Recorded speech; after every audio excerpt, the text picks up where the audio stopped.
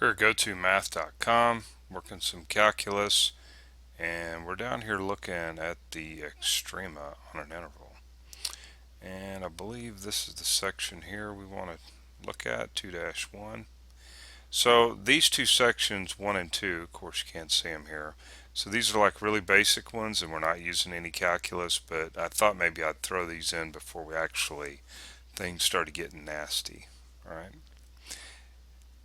It says find the absolute extrema on the closed interval, So let's scroll up a little bit. See, this is going to be 1, 2, 3, 4, 5, -5, and then of course 3. So you can kind of see this red dot is higher than this red dot here, right? These are the two endpoints. So obviously in this set of y values, this is going to be the max, and that's going to be the min. I think that's kind of obvious, but let's write this down. All right, so let's move over to the whiteboard. Take it that you got that all written down. Move that over. What are we doing? Oh, we got f of x is equal to -0.1 x plus 13, and we are on the interval between -5 and 3.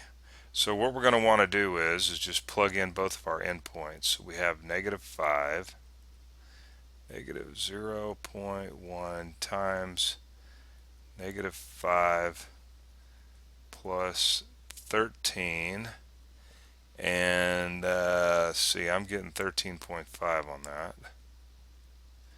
All right, and then we'll plug in the other endpoint, and that's 12. Well, let's plug it in. I was going to give you the answer.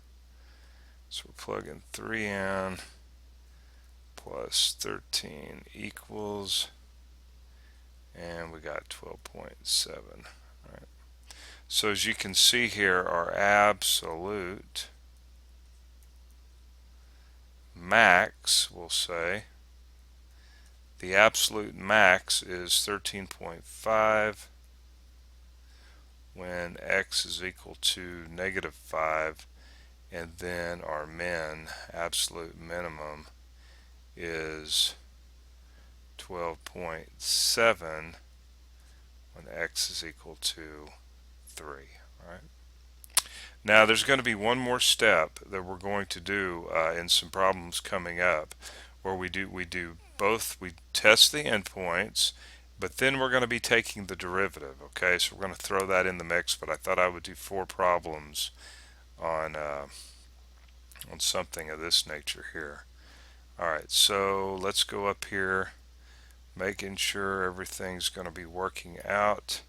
And of course it says round to 2 decimal places, so I just toss a 0 on there so we have 2 decimal places here. Anyway, that's legal. It's legal. You can do that. Why not? Absolute minimum is 12.70 when x is equal to 3, right? And then the absolute max is 13.50 when x is equal to -5. Is that right? Maximum? Yeah. Okay. Anyway. Alright, so you'll want to come on over and practice that, and I'll see you there.